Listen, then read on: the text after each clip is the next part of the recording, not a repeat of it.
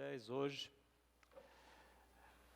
Uma experiência extremamente importante para nós, ter contato com alguém que recebeu os cuidados de Jesus na sua própria família. Jesus, como filho mais velho, ele deve ter cuidado da família até que idade? Até os 30 anos, né? Então, a partir dos 30 anos, ele iniciou seu ministério. Ele já havia cumprido a sua missão de cuidar da família. Alguns levantam a hipótese que provavelmente José morreu mais cedo. Então, Jesus teve essa responsabilidade de ser aquilo que nós chamamos arrimo da família. Então, é uma experiência interessante, né? Porque ele, durante o tempo que ele recebeu os cuidados de Jesus, durante os primeiros 3 anos do seu ministério de Jesus, ele não aceitou a missão, não entendeu. Mas depois da ressurreição, ele foi um daqueles que recebeu a presença de Jesus, e aí ele então se converteu. E nos traz esse documento tão importante, né? Tiago capítulo 4, versículo de 1 a 10. Nada melhor do que ele para a gente poder entender o que é sermos submissos a Deus, né? 4 de 1 a 10. De onde vêm as guerras e contendas que há entre vocês? Não vêm das paixões que guerreiam dentro de vocês? Vocês cobiçam coisas, mas não as têm. Matam e invejam, mas não conseguem obter o que desejam. Vocês vivem a lutar e a fazer guerras. Não têm porque não pedem. Quando pedem, não recebem, pois pedem por motivos errados para gastarem seus prazeres.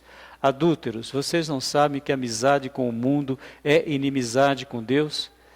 Quem quer ser amigo do mundo, faz-se inimigo de Deus.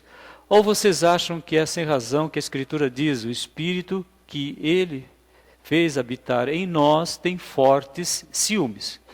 Mas Ele nos concede graça maior, por isso diz a Escritura, Deus se opõe aos orgulhosos, mas concede graça aos humildes. Portanto, submetam-se a Deus, resistam ao diabo e ele fugirá de vocês.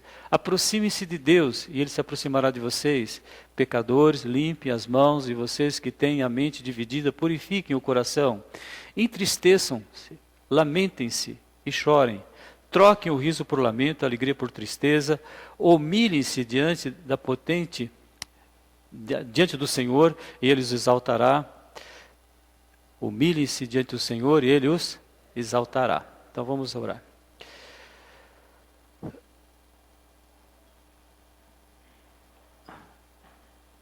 Senhor nosso Deus, nosso Pai, te agradecemos por essa palavra que nos fala da grandiosidade que Tu propões para nós, sermos submissos a Ti.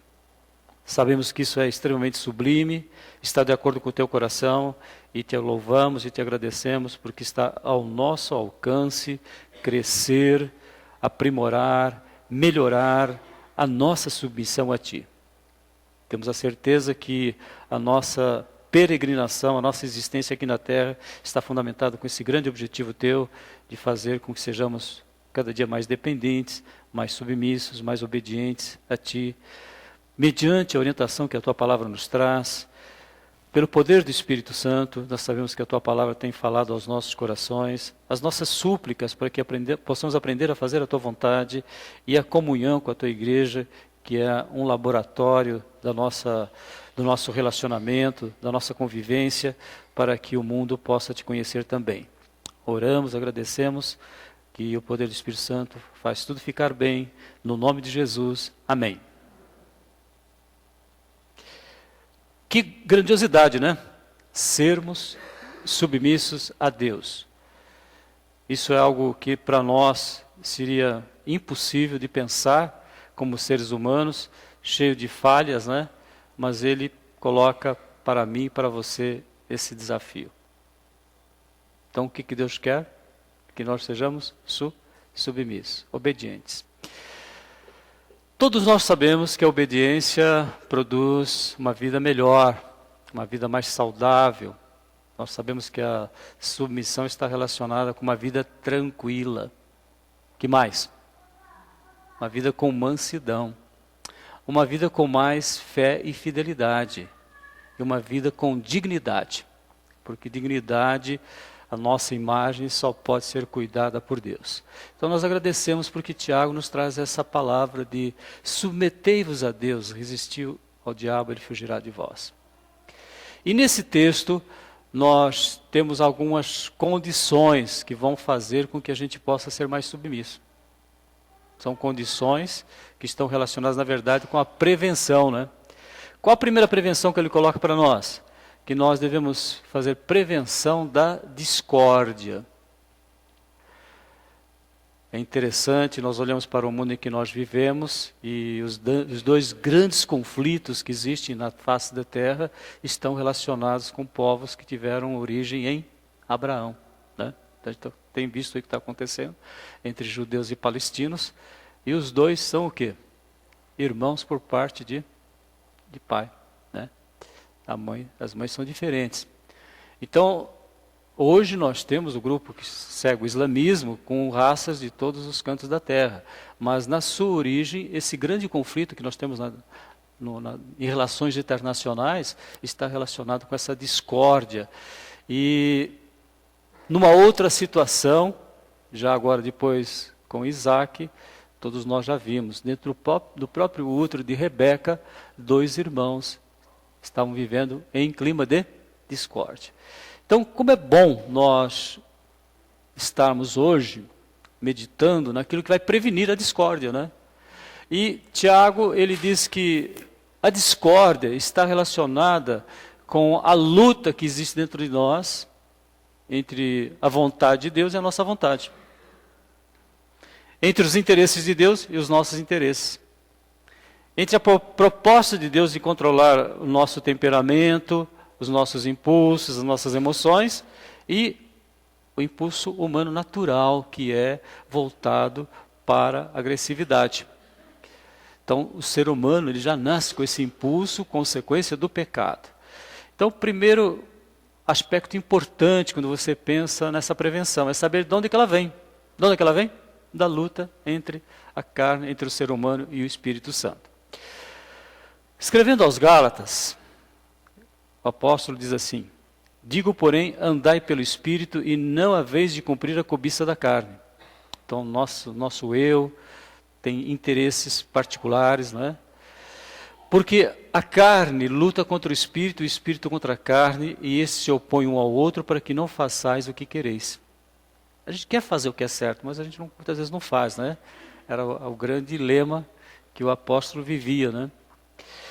Mas se sois guiados pelo Espírito, não estáis debaixo da lei.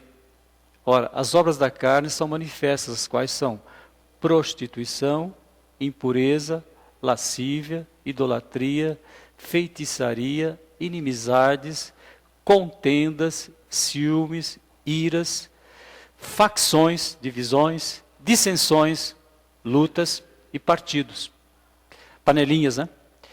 As invejas, as bebedices, as orgias, as coisas semelhantes a essas, as quais vos previno, como já antes vos preveni, que os que tais coisas praticam não herdarão o reino de Deus. O que ele quis dizer com isso? Que é incompatível você dizer eu sou crente em Jesus Cristo e viver um clima de discórdia, dominado pelo mundo virtual dos nossos dias, né? Os irmãos, tomem muito cuidado com internet, televisão então é uma coisa absurda, né?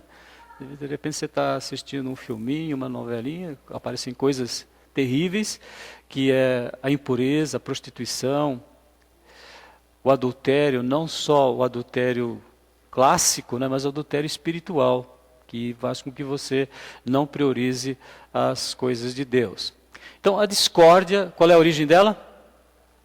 Está relacionada com a luta que existe dentro de nós, entre a vontade de Deus e a vontade da nossa carne, do nosso eu, dos nossos impulsos, nosso instinto de sobrevivência, da nossa sexualidade. Tudo isso está em jogo e nós suplicamos a Deus que nós não estejamos vivendo aquilo que pode causar o quê? Discórdia, né? Qual a consequência da discórdia? A oração se torna o quê? Ineficiente. A oração não funciona. Então, quando nós vivemos esse clima, a nossa oração não tem resultados produtivos. E nós sabemos que já em Isaías, a palavra diz que os nossos pecados é que fazem com que Deus não nos ouça, ou seja, com que Deus não nos atenda. Mas também nós temos a certeza que Deus é um Deus que, quando nós nos arrependemos, quando nós falamos assim, Senhor, livra-me desse impulso tão forte que existe dentro do ser humano, e que já é detectado até num berçário, né? Você sabe que no berçário existem estudos que mostram que já ali, crianças recém-nascidas já evidenciam essa questão tão séria da rivalidade, da falta de paz. Mas nós louvamos a Deus que Deus fala assim através da sua palavra, através daquilo que ele passou para Salomão. Se eu cerrar o céu de modo que não haja chuva, ou se eu ordenar aos gafanhotos que consumam a terra, ou se eu enviar a peste entre o meu povo. Então, se você vê que as coisas estão muito dramáticas, estão além daquilo que nós podemos suportar, ou seja, as nossas orações não estão funcionando, ele diz assim, se o meu povo que se chama pelo meu nome e orar, né? Então vem o primeiro aspecto, humilhar e orar, e buscar a minha face, e se converter dos seus maus caminhos, então eu o ouvirei dos céus, perdoarei os seus pecados e sararei a sua terra. Agora estão abertos os meus olhos e atentos os meus ouvidos à oração que se fizer neste lugar. E nós sabemos que a oração hoje ela é feita dentro do nosso coração. Então, qual é o primeiro aspecto importante quando você quer ser submisso a Deus? Senhor, tira de mim qualquer tipo de discórdia. Né? Nós temos visto isso, mas pastor, está se falando tanto sobre isso? Porque nós precisamos ouvir isso. Né? A gente vive um mundo de confusão, de guerras, e mais do que nunca nos nossos dias nós precisamos estar atentos a essa verdade fundamental de que o ser humano tem uma luta dentro dele, e essa luta faz parte da sua natureza humana. Mas hoje nós temos dentro de nós a natureza, que natureza? Divina, né? Carta de Pedro, capítulo 2, capítulo 1, fala assim que nós temos, na segunda carta, que nós temos a natureza divina. Segundo, prevenir a idolatria. Mas como é que Tiago está falando para pessoas que creem em Jesus para que eles se libertem da idolatria?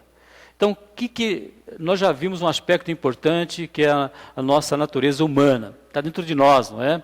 Mas ele coloca uma outra fonte de conflito para nós. É prevenir a amizade do mundo. Qual é a nossa relação, nosso vínculo com as pessoas com quem nós trabalhamos? Qual é o nosso vínculo com os colegas de classe na escola? Como é que nós convivemos, mais uma vez, com a mídia, todas as mídias que existem por aí? Ah, mas é virtual, ninguém fica sabendo. Então, não é bem assim hoje, né?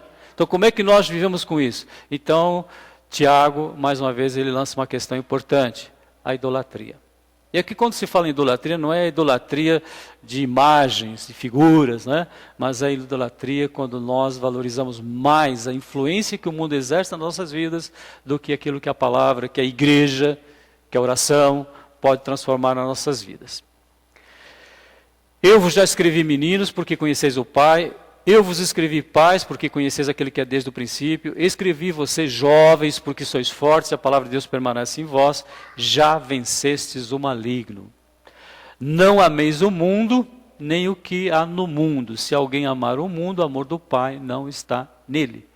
Porque tudo o que há no mundo, os desejos que o mundo quer colocar em nós, os nossos olhos, o que temos feito com os nossos olhos, não é? As nossas vaidades, os nossos planos, nossos projetos de vida estão coerentes com a vontade de Deus? As nossas ambições, às vezes valorizamos tanto as coisas materiais que achamos que elas vão resolver todos os problemas da nossa vida e no final trazem bastante complicação para a nossa existência. Então, essa é a idolatria que ele está falando, né? É a idolatria de nós sermos amigos do mundo. O mundo passa, seus desejos passam, mas aquele que faz a vontade de Deus permanece para sempre. Então, primeiro, nosso eu, né? Segundo, o mundo em que nós vivemos. O orgulho, né? Quando ele coloca essa questão no mundo, o mundo gera em nós um orgulho. O orgulho de ter, né? Eu tenho, né? O orgulho de ser, eu sou. Né? E temos que implorar a Deus para que sejamos o quê? Humildes. Mas como nós já vimos, a humildade é resultado da sabedoria. Quanto mais nós buscarmos conhecimento da palavra, memorize versículos, leve o CD para você ouvir, se você ainda não tem, está lá disponível. Nós estamos vivendo dias mais do que nunca que o povo de Deus tem que se voltar totalmente para a palavra. Sempre as grandes transformações que aconteceram na igreja de Jesus, no povo de Deus, estavam relacionados com a volta para a palavra em primeiro lugar. Lembra? Neemias, Esdras, né? A palavra foi lida das 6 até ao meio-dia e durante uma semana toda. Eles não tinham a possibilidade que eu e você temos de ouvir a palavra todos os dias. Se não quiser ler, ouça. Estude. Escreva um versículo por dia. Porque, senão, nós vamos nos tornar pessoas orgulhosas. Se existe uma coisa fácil de a gente assumir, é o orgulho. E o orgulho mais complicado que existe é o orgulho espiritual. Vocês sabiam? Muitas vezes o crente, nós somos assim pessoas que ficamos orgulhosas de certas coisas que não tem nem cabimento, né? Eu sei já tudo sobre a palavra, eu sei muita coisa. Irmãos, qual é a pessoa que sabe alguma coisa? Nós sabemos quase nada da palavra de Deus, né? Por mais que você estude, leia, é impressionante, você lê 3, 4, 5, 10, 20 vezes o mesmo texto e você vê que você não descobriu tudo ainda do texto. Mas existe, às vezes nós achamos que sabemos as coisas. Que orgulho que é esse? Orgulho espiritual. Às vezes nós vamos falar, aquele irmão é muito crente. Tá certo, é legal que ele seja muito dedicado à palavra, à oração, mas não existe isso, irmãos. O que existe é aquela sede constante, aquele desafio de você crescer cada vez mais. Porque você pensar na medida da estatura da plenitude de Cristo, quem que pode se achar muito crente? A medida da plenitude da estatura de Cristo. Quem somos nós? Então isso é muito mais cômodo, é cômodo mesmo, é confortável você viver uma vida e falar, Senhor, o Senhor tem tudo, o Senhor é tudo, então tira de mim qualquer tipo de orgulho. Um dos servos que nós achamos que foi um servo muito dedicado a Deus, uma pessoa muito de Deus, né, como a gente diz assim na linguagem popular, foi Daniel. E quando ele foi orar, olha como é que ele orou. Inclina, ó Deus meu, os teus ouvidos e ouve, abre os teus olhos e olha para a nossa situação e para a cidade, né, que estava destruída, Jerusalém, quando Nabucodonosor destruiu toda a cidade. Pois não lançamos as nossas súplicas perante a tua face, confiados em nossas justiças, mas nas tuas muitas misericórdias. A gente está cansado de saber disso, mas vamos pedir a Deus que a gente consiga viver isso, né? E é impressionante alguns exemplos que nós temos de como que Deus age na vida daquele que suplica a Deus para ser humilde. Nós temos uma experiência marcante dessa questão da idolatria, né? Idolatria, amizade com o mundo, a idolatria do orgulho. Quando aquele centurião foi pedir a Jesus para que curasse o seu funcionário, o seu secretário, e quando Jesus, interessante, né? Jesus falou assim, eu vou lá curar o teu filho, o teu funcionário. Eu vou lá. E ele diz assim, não precisa ir. Eu não sou digno que o Senhor entre na minha casa. Muito legal, né? Jesus falou, eu vou lá e vamos curar essa pessoa, esse jovem, né? Talvez um jovem, né? Eu irei e o curarei, disse Jesus. O centurião, porém, replicou-lhe, Senhor, não sou digno que entres debaixo do meu telhado, mas somente diz uma palavra e o meu criado há de sarar. Então vamos ficar com essas duas prevenções, né? temos mais duas ainda, importantíssimas esses dias, mas a primeira, Senhor, faz com que o Espírito Santo ganhe todas as lutas dentro da minha vida. Minha vaidade, a minha ganância, meus projetos de vida, o meu sexo, minha comida, minha bebida, nada me domine. Que primeiro, que tudo seja controlado, né? E nós vemos dias hoje que os meios de comunicação bombardeiam a gente, né? As nossas crianças, desde nenezinhas, né? Dentro do útero, já estão ouvindo falar que usar cerveja é normal. Beber cerveja é normal, né? Não é assim que é colocado?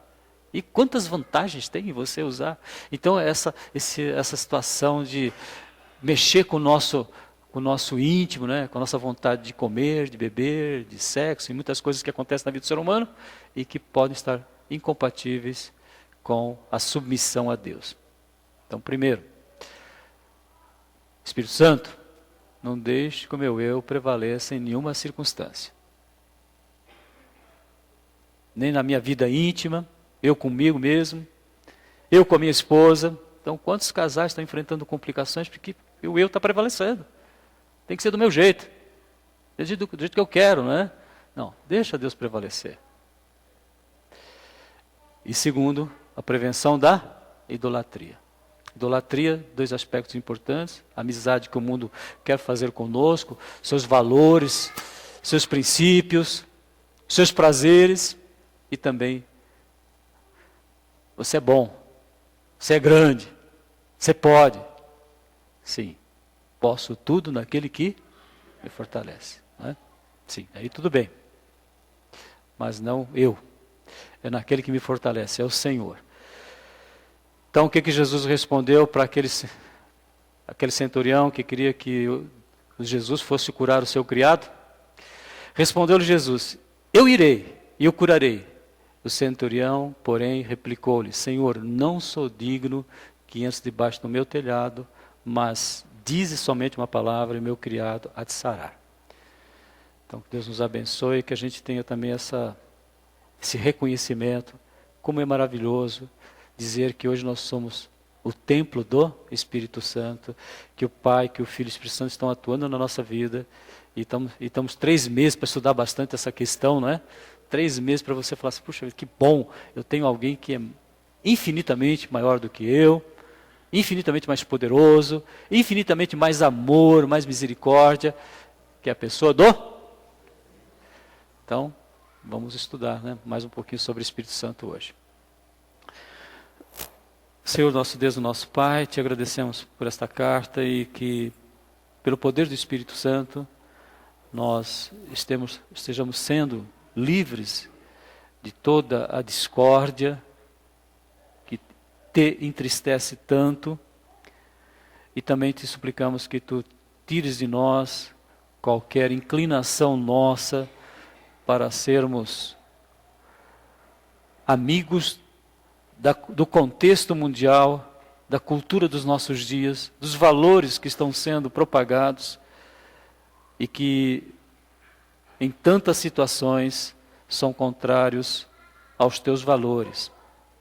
E que nós sejamos humildes na tua presença para reconhecer uma total dependência de ti, e que tudo que conseguirmos, toda honra, toda glória e todo louvor pertencem a ti, resultado único e exclusivo da tua misericórdia nas nossas vidas. No poder do Espírito Santo, em nome de Jesus, amém.